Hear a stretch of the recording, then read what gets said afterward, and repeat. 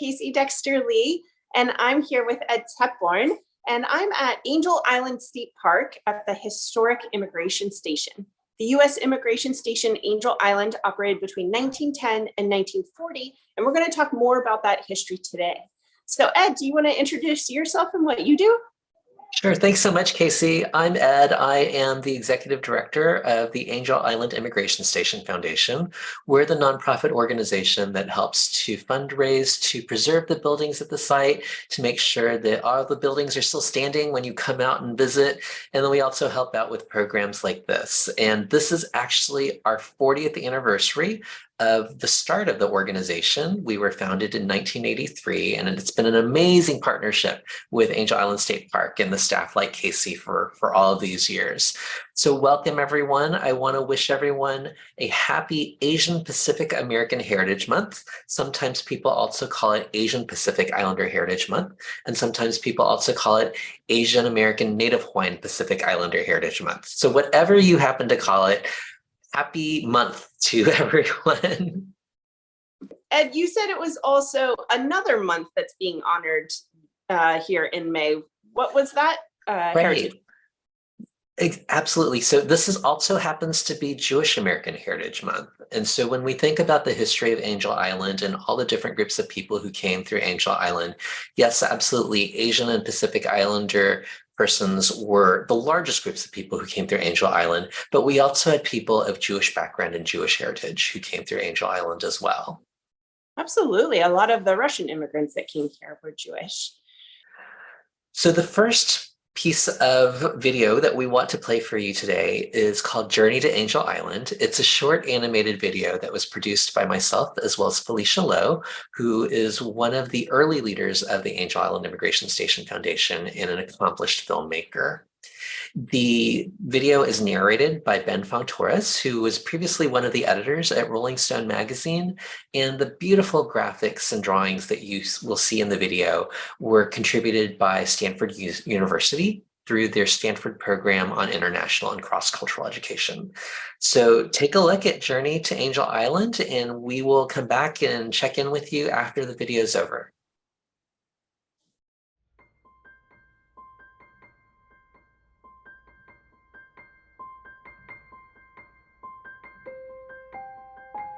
This is the story of one family's journey to the United States.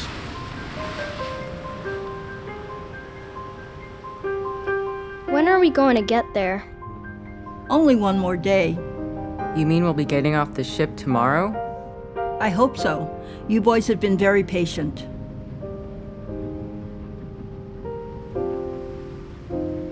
Mama, what's happening? What's that boat for? Where are we going? To Muk-uk. Muk-uk is what the Chinese called Angel Island Immigration Station. It was built to enforce the Chinese Exclusion Act, which was a law that was passed to keep out workers from China. It also was the first time that people from a specific country were not allowed to become citizens of the United States. Line up. Asians on this side. Men over here. Women over there. No, my boys have to stay with me. How old is he? He's 9. All right. He can stay with you. You go over there with the men. Please, can't he stay with us? He's over 12. Rules are rules. He goes to the men's barracks. Don't worry, Ma. I'll be okay. This doesn't look so bad. I want to play outside. Why do they lock us in? How long do we have to be here? Not long. They want to ask me some questions and make sure we're in good health. Does everybody have to? They're hardest on the Chinese. That's not fair. We're gonna be okay. Don't worry. I wonder what Gao's doing. Take off all your clothes. Mama warned me about the physical examinations. It was so embarrassing. But the interrogations were worse. How many windows are there in your house? Where are the kitchens? Which is your parents' room? Are there any tablets in your house? It was scary. If I messed up and answered the questions wrong, we could all be sent back to China. Immigrants held at Angel Island carved poems into the walls. There are tens of thousands of poems composed on these walls. They are all cries of complaint and sadness. The day I am rid of this prison and attain success, I must remember that this chapter once existed. 2 weeks after my mother and brother were released, they finally let me go. We were a family again, and ready to start our new lives in Gamsan, in America. What the family in this story went through was a lot like my mom's experience. She was just one of the 500,000 immigrants from 80 different countries who were processed or detained at Angel Island Immigration Station from 1910 to 1940. Many immigrants today still face hard times and are made to feel like they don't belong. But it's important to remember that immigrants have made and continue to make many contributions to our country. What can you do to make someone new feel welcome?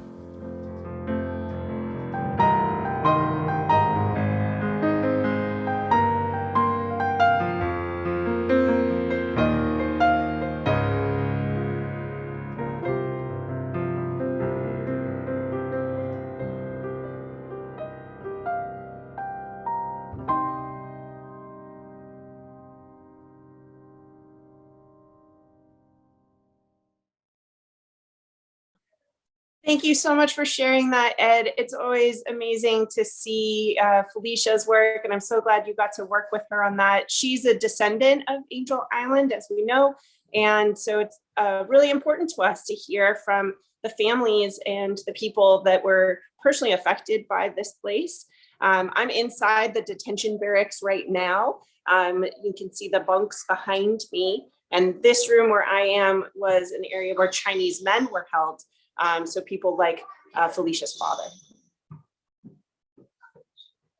Casey, as we think about the history of Angel Island and the experiences of immigrants through Angel Island, like Felicia's father, as well as the over 500,000 other immigrants who were either processed or detained on Angel Island, can you share with the viewers a little bit more about what immigrants experienced when they arrived on Angel Island? Yes, absolutely. So immigrants on Angel Island would have arrived by boat. We are a true island. You have to get here by boat even today. The folks that are coming here are crossing the Pacific Ocean mainly, and they are coming into San Francisco Bay, where they're met by smaller ferry boats, a quarantine service boat, a customs boat, and an immigration service boat. Those employees would board that vessel and determine who would have to come here to Angel Island. Not all people coming from around the world had to come here. This was a detention facility. So people were sent here if there was some sort of issue with their ability to land in San Francisco.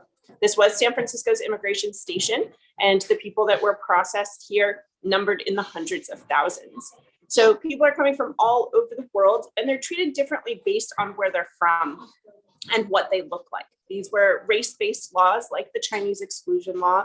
Other anti-Asian laws came in after that. And so we see a difference in treatment. There was racial segregation here at the site. They categorized people into European, Asian, and Chinese. Chinese immigrants are separated from other Asians because of the Chinese exclusion laws affecting them differently than other Asian groups. And Europeans mainly meant white. It really wasn't about where you were from. It was more about what you looked like.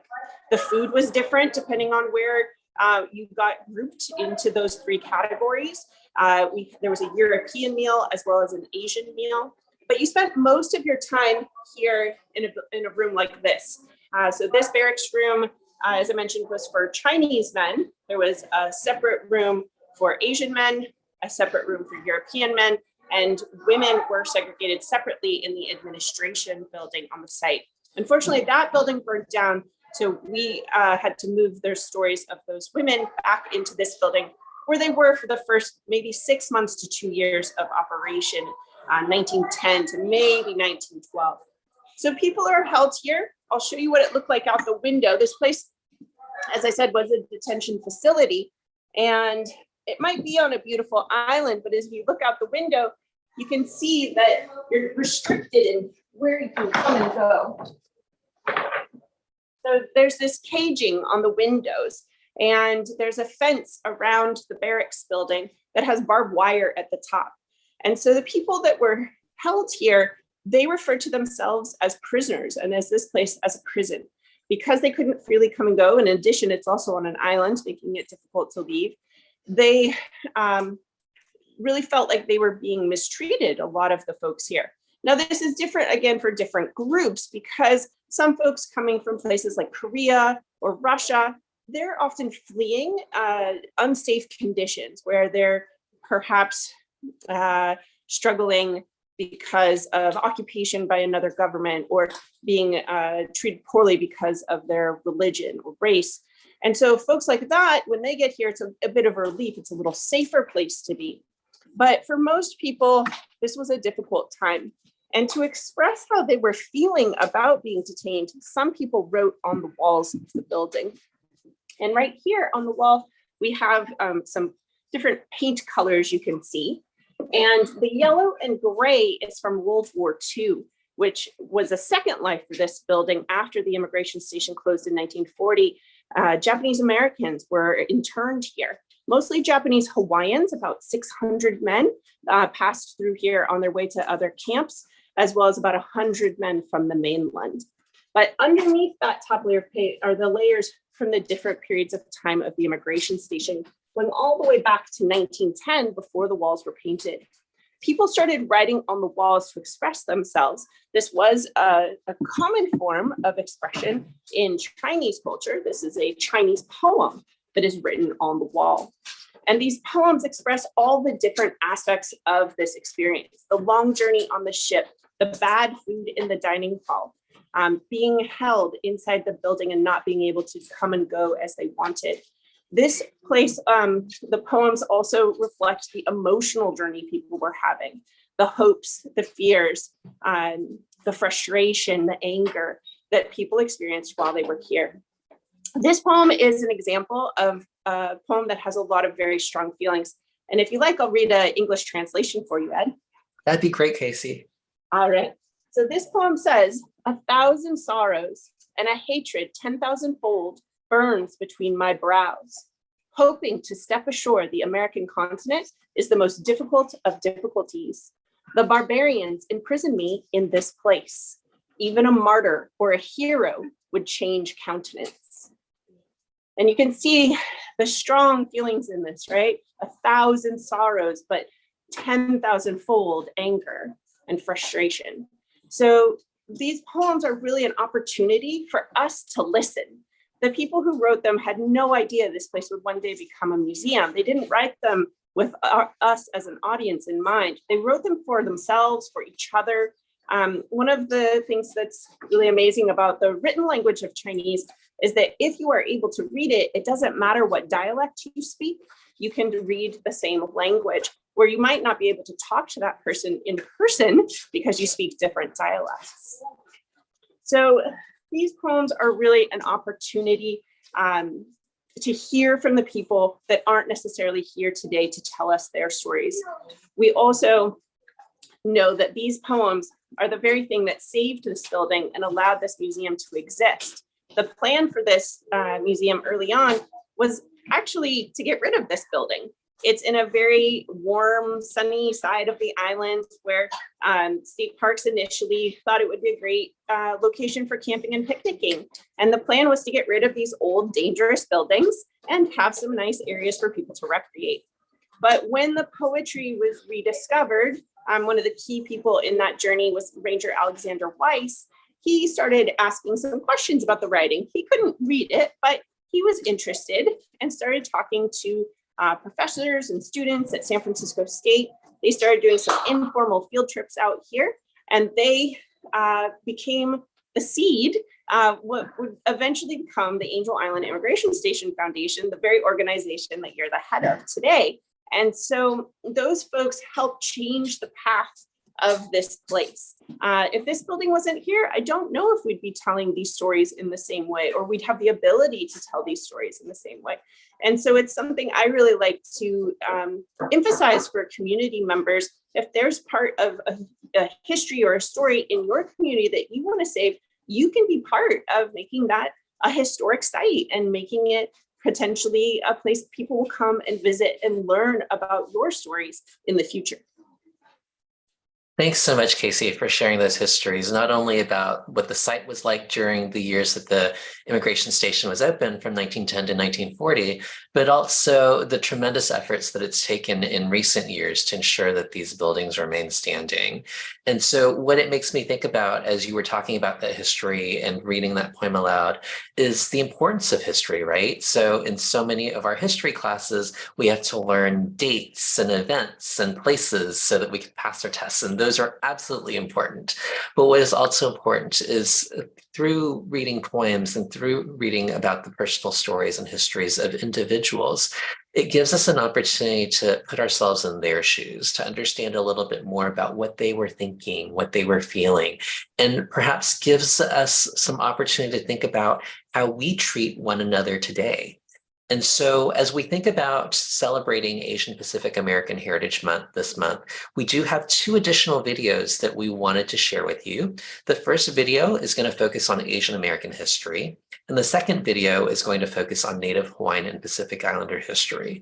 And what I'm very excited about both of these videos is that they will help to uplift some of the different people and events and stories that are part of Asian American, Native Hawaiian, and Pacific Islander communities and cultures and histories here in this country. But these are oftentimes things that we don't always get a chance to learn about in school. So we're really happy to share these videos with all of you. So we'll play these 2 videos, and then Casey and I will be back after the videos with a couple of questions for everyone. Did you know that Asians make up 6% of all the people living in the U.S.? Here are some other things to know about this fast-growing group. Number 1, Asian communities are incredibly diverse. There are more than 50 different ethnic identities that speak over 100 languages and dialects. Number 2, Asian Americans have been here a long time. For example, many Chinese immigrants came here in the mid-1800s during the gold rush. Later, many stayed on to help build the Transcontinental Railroad. This was very difficult and dangerous work. Number 3, from the time that Asians first began arriving in the U.S., they have experienced anti-Asian racism and violence. Racism also led to the Chinese Exclusion Act of 1882 and similar laws that sought to keep Asians out of the U.S. In 1910, the Angel Island Immigration Station was opened to enforce these unfair policies. Most of the immigrants processed or held in detention there were from Asian countries, especially China and Japan. Number 4. During World War II, people of Japanese heritage were also wrongly detained and incarcerated. Many Japanese Americans lost their homes and businesses. Number 5. While the Chinese Exclusion Act was overturned in 1943, the nation's immigration policies still remained unfair. For example, the government continued to limit the number of people who could enter the U.S. from certain Asian countries. These unfair policies remained in effect until the Immigration Act of 1965, which created new opportunities for Asians and other immigrants from around the world to come to the U.S. Number 6. After 9/11, South Asian and Middle Eastern persons experienced increased racism, xenophobia, and Islamophobia. This has spiked again in recent years. Anti-Asian hate crimes have also increased during the COVID-19 pandemic. Asian American communities have lived through many painful events, yet these communities have also made great contributions to the U.S. This video just barely scratches the surface of Asian and Asian American history, but we hope it makes you curious to learn more.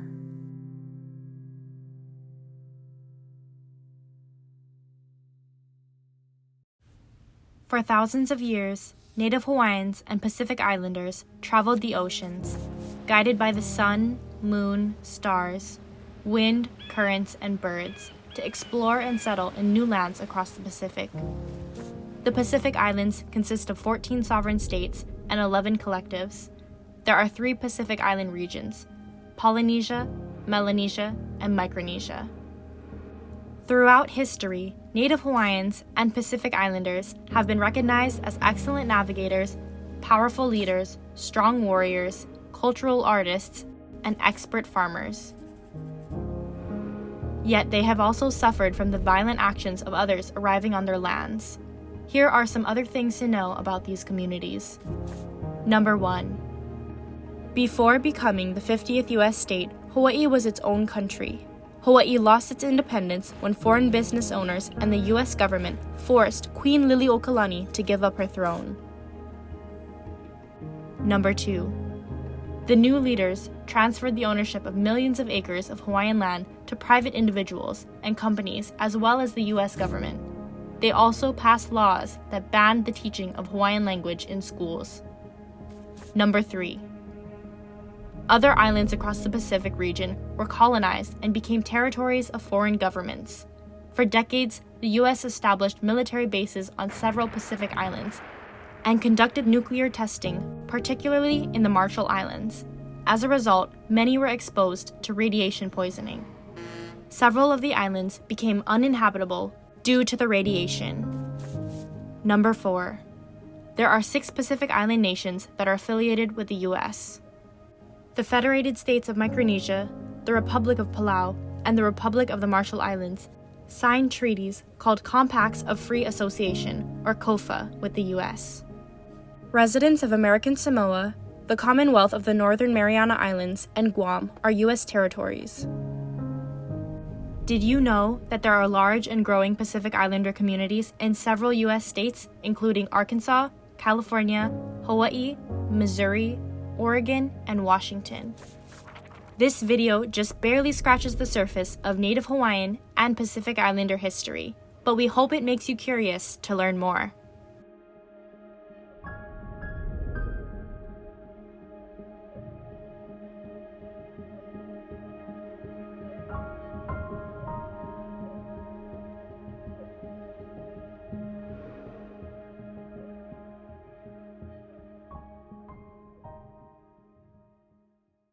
Thank you so much for sharing those videos. I know I'm still learning, and I learn every day here working at Angel Island, even though I've worked here for years and years. And I really hope others get the opportunity to learn more about Angel Island's story as well. It's part of our local history, our state, our US history, as well as world history, all connecting back to the stories here on the island. So we really encourage people, if they have the opportunity, to come visit the park. There's ferries that come from Tiburon in Marin County or San Francisco. And we also know that it's not necessarily possible for everyone to get here on to the island. So we do offer virtual programming through PORTS, P-O-R-T-S, which is available on the state parks website, parks.ca.gov. And at the Angel Island Immigration Station Foundation's website, you can also learn more about the different things you'll want to consider to prepare and plan for your trip out to Angel Island. So you can visit us at www.AIISF.org.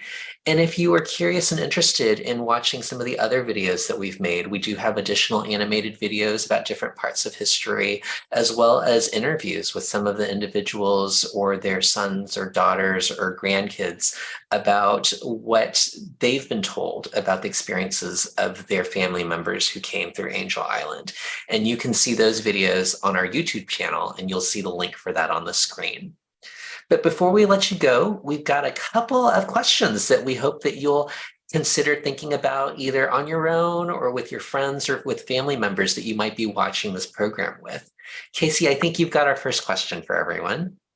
Yes, I do. So our first question is, what are some other events or places that are connected to Asian American history that you know of?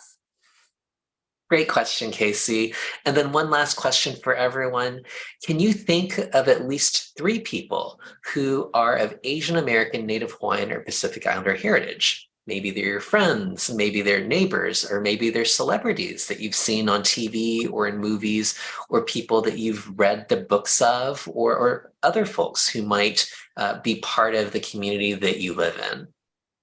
So those are our questions for you. Think about them on your own or discuss them with your friends and family. But on behalf of the Angel Island Immigration Station Foundation, again, just want to wish everyone a happy Asian Pacific American Heritage Month, a happy Jewish American Heritage Month, and we hope that you'll visit Angel Island soon. So also thank you from California State Parks and Angel Island State Park.